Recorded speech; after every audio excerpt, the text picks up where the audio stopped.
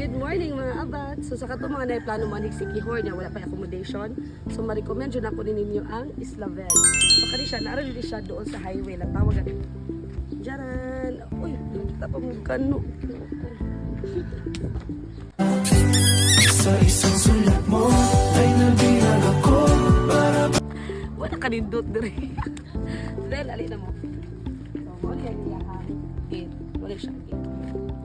So na siya parking area. So kanin ilang parking area masundan siya kanang sakyanan. So syempre na koy motor. So ikaw jud ang motor kay gamay na. Og na sila yung ka kwarto. Room 1. So sa isa ka kwarto nila, masundan siya 8 to 10 packs. So ali, ito na mo sila. Diyan. Wala yung sulod silang kwarto.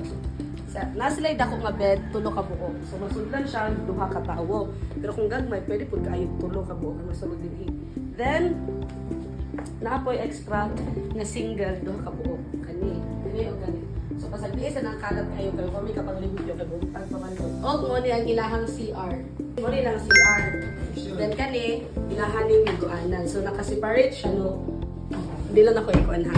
Then ang kanin din di na ako ma-open, kinay na gamit.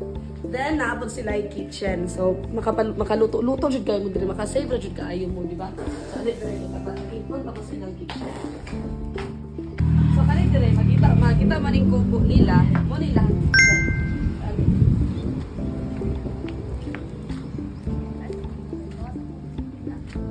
Jaran. Mo ni ang ilahang kitchen.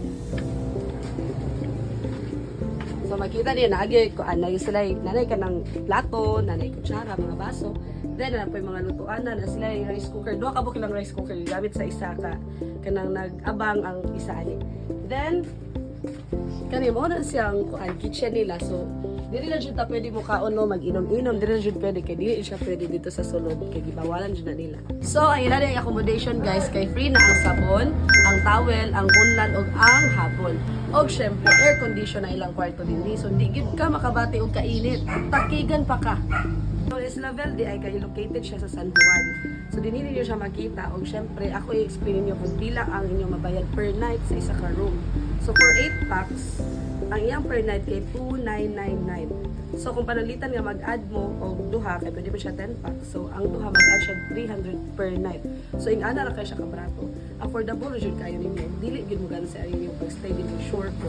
So sa katong mga naiplano din nga man si Kihor, ang message lang mo ani nga account kani Islavel Linos Tourist Inn. Thank you.